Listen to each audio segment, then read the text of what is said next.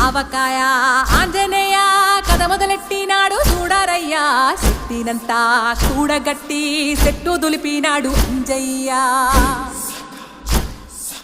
ఎర్ర ఛాయ కోతి అవతార వెంటమాయ కత్తి సేత పట్టకుండా కాయ కోసినాడు కపిలయ్య